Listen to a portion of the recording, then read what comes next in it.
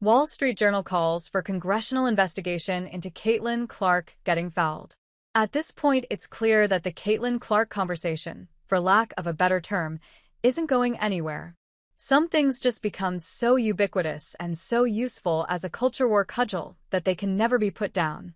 You have to accept the fact that everyone is eventually going to get their swings in.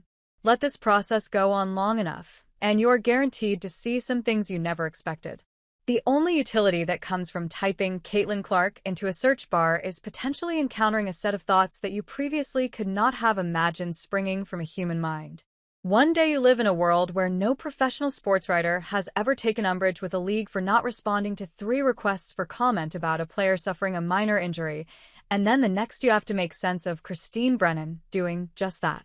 There's some rueful entertainment to be had in these moments, which is all I could take from the Wall Street Journal's unbelievably odd attempt at plugging into the Caitlin Clark discourse machine. The WNBA and Caitlin Clark civil rights is the headline above an opinion piece written by Sean McLean, a lobbyist and former staffer for Ted Cruz and Marsha Blackburn. McLean argues that the WNBA has fostered a hostile workplace for Clark because she gets fouled a lot by black players who target her out of racial animus. By paragraph 9, McLean is citing Supreme Court cases, and by paragraph 15, he's calling for a full congressional investigation into the WNBA.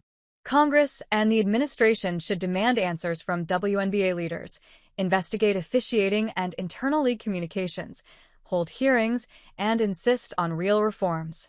The Labor Department should review league protocols for workplace safety. If evidence shows discrimination or retaliation, the Justice Department's Civil Rights Division must act. If leaders remain inert, Congress should reconsider the WNBA's special privileges, including its antitrust and broadcast considerations. Checking referees' work with NBA-style, last 2-minute reports would be a meaningful first step toward building trust.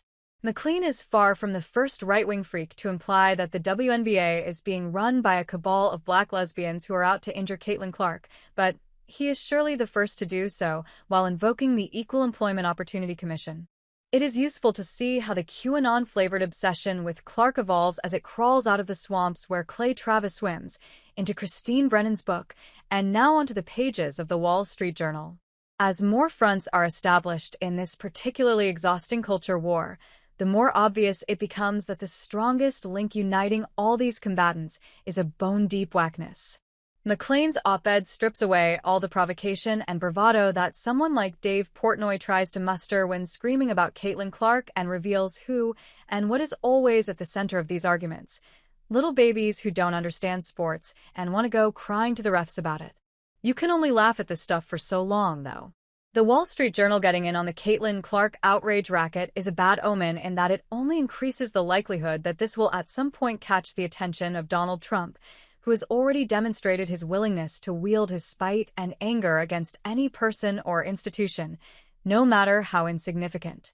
We are now one step closer to Trump standing on the tarmac outside Air Force One and yelling, "We're looking at what's happening with Caitlin, and we're going to make sure everything with fouls is perfect," followed by a headline announcing that the WNBA will pay a $50 million fine to avoid a civil rights investigation.